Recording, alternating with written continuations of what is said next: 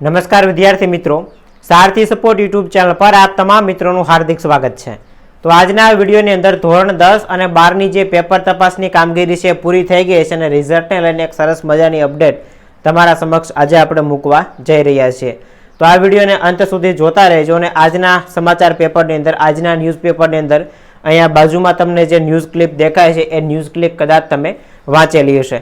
તો આજે આપણે એ ન્યૂઝ ક્લિપ સંપૂર્ણ વાંચવાના છીએ, એનું એનાલિસિસ કરવાના છીએ અને એનું એનાલિસિસ કર્યા પછી આપણે ફાઇનલી રિઝલ્ટ ક્યારે આવી શકે અને બોર્ડની જે રિઝલ્ટ બનાવવાની કામગીરી છે એ કેટલે પહોંચી છે અને કેટલા સમયમાં તમારું પરિણામ જાહેર થઈ જશે એની આજે આપણે સંપૂર્ણ માહિતી મેળવવાના છીએ।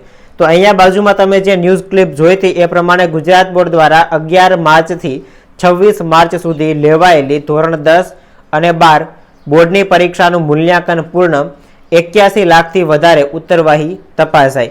મતલબ કે તમે જે પેપર આપેલા હતા એના ટોટલ મારીએ તો ટોટલ લગભગ 81 લાખ જેટલા પેપર થતા। તો એ 81 લાખ જેટલા પેપર તપાસવાની કામગીરી છે એ અઠવાડિયા પહેલા પૂરી થઈ ગઈ હતી। હવે તમારું રિઝલ્ટ ક્યારે આવી શકે છે અને રિઝલ્ટની અંદર શું અપડેટ છે એના વિશે આમાં ડિટેલની અંદર ન્યૂઝ આપેલા છે, હું વાંચી લઉં। ગુજરાત શિક્ષણ બોર્ડ દ્વારા 11મી માર્ચથી 26મી માર્ચ દરમિયાન લેવાયેલી ધોરણ 10 અને 12ની મુખ્ય જાહેર બોર્ડ પરીક્ષાનું ઉત્તરવહી મૂલ્યાંકન કાર્ય પૂર્ણ થઈ ગયું છે। લગભગ 81 લાખથી વધારે ઉત્તરવહીઓ તપાસવામાં આવી છે અને 65,000થી વધારે શિક્ષકો આ ઉત્તરવહી મૂલ્યાંકનની અંદર જોડાયેલા હતા। 12 સાયન્સનું પરિણામ એપ્રિલના અંત સુધીમાં આવી શકે એવી શક્યતા છે, જ્યારે ધોરણ 10 અને 12 સામાન્ય પ્રવાહનું પરિણામ મેના પ્રથમ સપ્તાહમાં આવવાની શક્યતા લાગે છે। હવે આની પાછળ 2 થી 3 લોજિક છે। સૌથી પહેલું તો કે ભાઈ સાયન્સનું પરિણામ વહેલું જાહેર થાય છે એની પાછળનું કારણ સૌથી પહેલું તો એ છે કે ભાઈ 10મા અને 12મા સામાન્ય પ્રવાહમાં જેટલા વિદ્યાર્થીઓ હોય એના કરતાં સાયન્સની અંદર વિદ્યાર્થીઓની સંખ્યા ઓછી હોય। સંખ્યા ઓછી હોવાના કારણે પેપર ઝડપથી ચેક થઈ જાય અને રિઝલ્ટની અંદર જે ડેટા એન્ટ્રી કરવાની હોય એ બોર્ડ દ્વારા ડેટા એન્ટ્રીની અંદર પણ ઝડપ રહે, કેમ કે સંખ્યા ઓછી છે। એટલે આમ જોઈએ ને તો એપ્રિલના અંત સુધીમાં સાયન્સનું રિઝલ્ટ જાહેર થવાની પૂરી શક્યતા છે અને મે મહિનાનું પહેલું અઠવાડિયું આપણે કીધું હતું કે ભાઈ 25થી લઈને 30 તારીખ સુધીમાં ધોરણ 10 અને 12નું રિઝલ્ટ જાહેર થઈ જશે।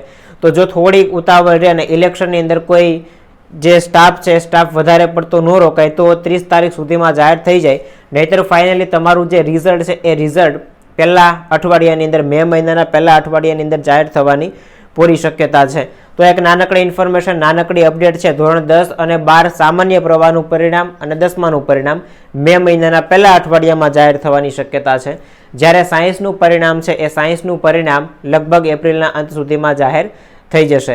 અને બીજી એક સાથે સાથે અપડેટ કે ભાઈ તમારે જો કોલેજ આગળ કરવાની હોય, કોલેજની અંદર એડમિશન લેવાનું હોય તો જીકેએસ પોર્ટલ છે એ પોર્ટલ ઉપર તમારું રજિસ્ટ્રેશન કરવું ફરજિયાત છે। મતલબ તમારે ગુજરાતની અંદર 14 યુનિવર્સિટીમાંથી કોઈ પણ કોલેજની અંદર એડમિશન લેવું હોય તો તમારે હવે ઓનલાઈન પ્રોસેસમાંથી પસાર થવું પડશે। મતલબ કે એના માટે પ્રોસેસ ઓનલાઈન થઈ ગઈ છે।